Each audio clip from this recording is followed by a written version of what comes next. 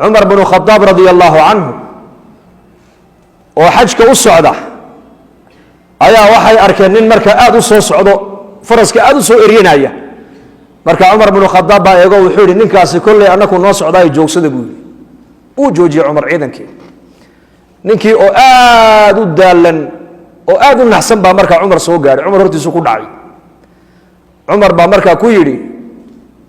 منن عدو إرينيان وعبصونا آيات هاي أنكم مغان قلنا مسنين دين لقولي هاي أو دين كي بحين كروايي أو أباهن إن لعاوية آيات هاي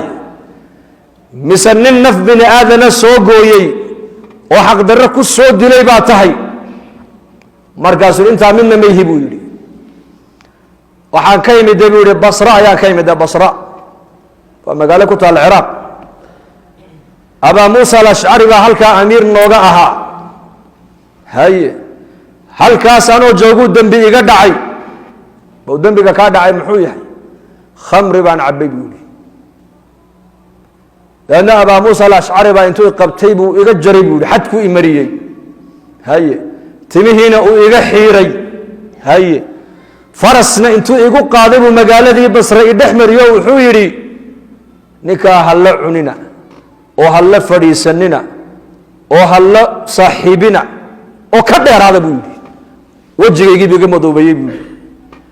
markaa naftaydii saddex mid bay igu sheekaysay inaan sameeyo imaa inaan abaa muusa alashcari intoon gaado aan qoorta ka gooyo imaa inaan gaalada intoon iskaga biiro waxay cabbayaanna aan la cabbo waxay cunayaanna aan la cuno iyo kana aan ka mid noqdo imaa inaan adiga kuwa imaadood iga qabatid amiirka muuminiinta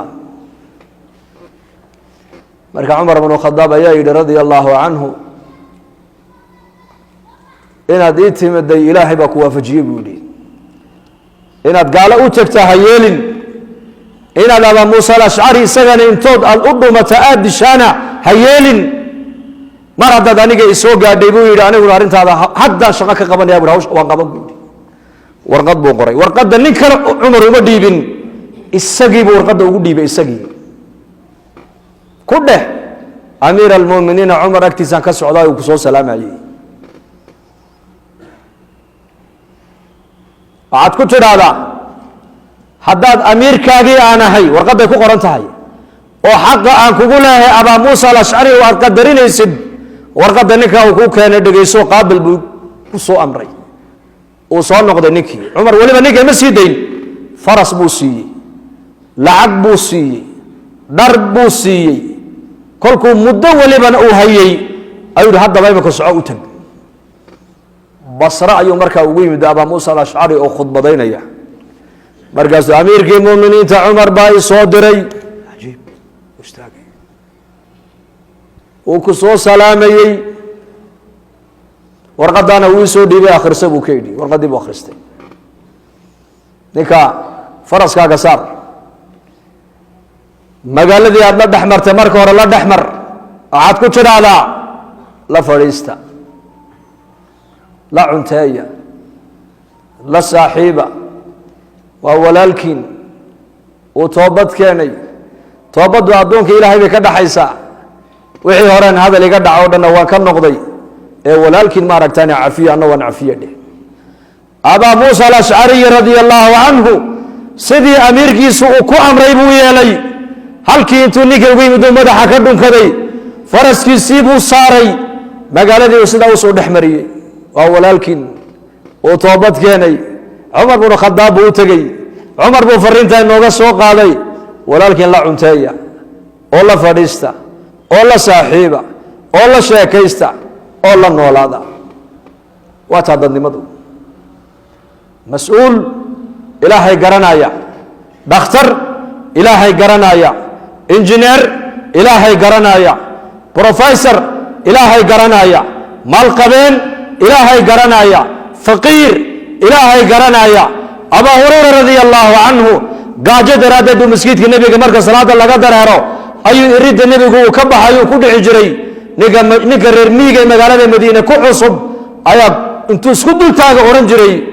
war maad waalan tahay meesha ka kax markaabuu odhan jiray ma waali abaa hurayra wuxuu leeyahay waali maa waxaan la jiifee gaajaan la jiifaa buu yidhi cumar baa ii yimiday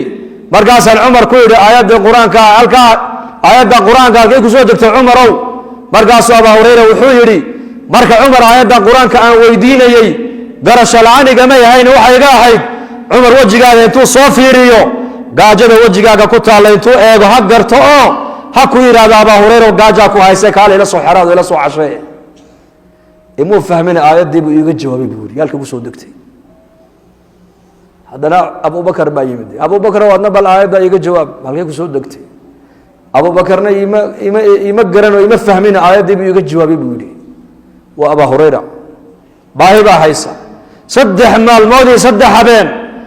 afkiisa cunto ma gelin haddana abibakar iyo cumar inuu baahi u sheegta buu ayuu ka qarsanaya inagana abaar oonan iman baa dadku abaar sii sheegaan waxay noqotay gaajadii wax lagu baayac mushtaray moogta soo ma haynta soo ma xanuunka waaga dhawata la buunbuuninaya adduunka la sheegaaye mashruuc gaalow inakaba naguma socdoba xanuunkaas naguma socdo cuquubo meel kale ku socota haddaad u yeedhata ka waran adigu halkii beryihii hore dadku odhan jireen balaayo markay maqlaan meleblayo balaaya ku dhacday ayaa laga alla beri jiro la odhan jiray balaayo baydh iminkana maanta maxaa la leeyahay balaayo soo baydh xanuunka annaka intaabuu nagaga dhacay intaabaa ka bogsatay intaabaa u dhimatay maxaad ka sheegi muuminku balaayo ma sheego muuminku nicmadda ilaahay buu ka sheekeeyaa wa amaa binicmati rabbika faxadith nicamta laga sheekeeyaa balaayada lagama sheekeeyo balaayada waa la qarsadaa haddaad balaayo kugu dhacday aad ka sheekaysid waxay ka dhigan tahay nin ilaahay ka cabanayo leh ilaahay baa waxa uu dhibaato igu sameeyey ayaa iga qabta ayaa ilaahay kaa qaban war mahayad baa ilaahay kaa qaban bal sheeg muuminku balaayada ma sheego abaa hurayra gaajadiisii cumar uma sheegin abibakarna uma sheegin uu qarsanayey laakiin wuxuu balsiiro farsamo leh ayuu wejigaaga un bal kolkay eegaan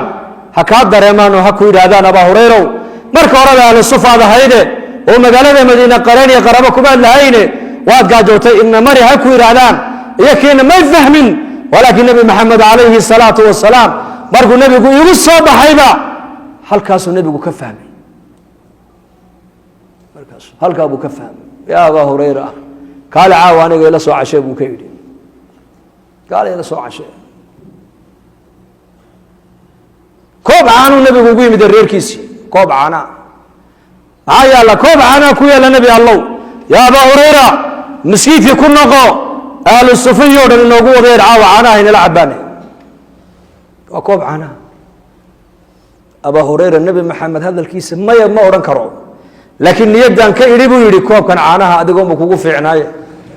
miyaa lagu dhiibaa ha ku cibaadaysatid 2 habeene ahlu sufuhuna waa raggaad garanaysidee maskiidka deganaayo ayaga laftigoogu maalmaheeda waxma cunin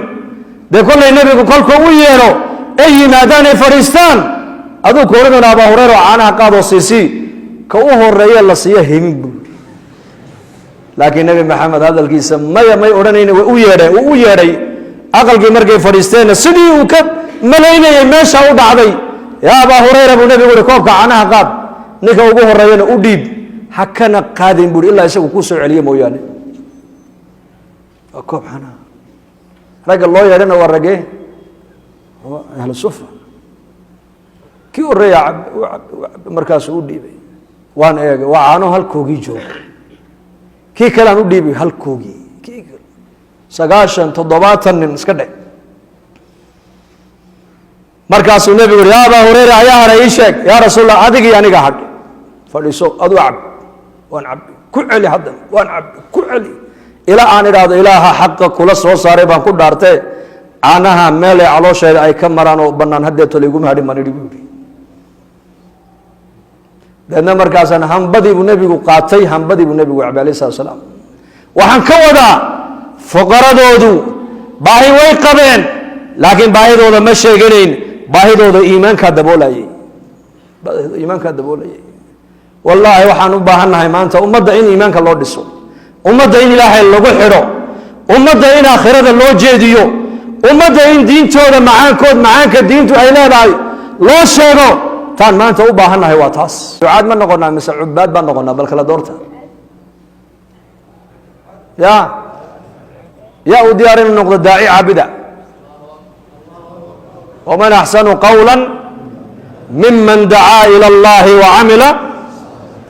dacaa ila allahi dacaa baa horaysa qum facandir baa horaysa wacamila saalixanna waa la dambaysiiyey aadaankaa horeeya salaadaa ku xigta dacwadaa horaysa camalka wanaagsan baa ku xiga nebiga adduunka imanaya risaalad baa loo soo dhiibayaa dacwad buu bilaabayaa dacwadda markuu bilaabo ayaa ummaddu diinta u soo jeesanaysaa markaasaa mujtamaca noloshooda diini ka muuqanaysaa lidaalika dacwaddu asaaska diinteenna islaamka weeyaan markii dacwad la helo ayaa ummaddu diinta jeclaan beedna diinta inay bartaan oo ay ku camal falaan oo ay ku dhaqmaan markaasaa markaa ummaddu ay diinta macaankeyga dhadhamin insha allah dhahada diinta dadaalkeyga waktigeenna maalkeenna dhaqaalaheenna caqligeenna cimrigeenna inaan diinta gashano soo diyaar uma nihin wallaahi dacwaddu waa naxariis dacwaddu waa raxmad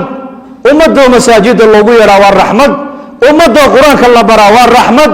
ummadda oo cilmiga la baraa waa raxmad ummadda oo masaajida loogu yeedhaa waa raxmad ummadda oo ilaahay xaggiisa loogu yeedhaa waa dadka dhisidoodii war haddii magaalada oo dhan wada fooqag laga wada dhigo oo wadooyinka oo dhanna lanooga dhigo muraayado oo wadanka oo dhanna qof aanan shaqayn la helo oo dadkao dhan wada shaqeeyaan laakiin dadkii ay been ku macaamaloodaan oo khiyaanadii ay badato oo ammaanadii ay yaraato oo qiibadii ay badato oo dulmigii uu bato oo zinadii ay badato oo fisqigii uu bato oo fujuurkii uu bato maan hore marnay mise waan dib u dhacnay bal iga jawaaba daarihii baan dhisnay wadooyinkii baan dhisnay mashaariic horumarneed baan samaynay jaamacadihii baa batay khariijiintii baa badatay jaamiciyiintii baa batay hoteeladii baa batay warshadihii baa batay laakiin dadkii ammaano male run sheeg maaha ammaano male run ma sheegayaan ballan ma ilaalinayaan cadaalad ma samaynayaan ixsaan ma samaynayaan isma jeclo isku damqani maayaan maan horu marnay mise waan hoos u dhacnay iliga jawaaba waan hoos u dhacnay idan hadday aqaladeennii baadiyaha ay yihiin oon adhi iyo geel aan dhaqanayno oon beeraha falanayno laakiin dadku ay yihiin dad ilaahay yaqaana dad ammaano leh dad khayr badan dad run sheegayaala dad cadaaladda ilaalinaya dad isku naxariisanaya dad isku damqanaya dad xumaanta ka dhiidhinaya dad wanaagga jecel oo xumaanta necab hadday yihiin waan horumarnay ogaada horumarku maaha dhiska horumara horumarku waa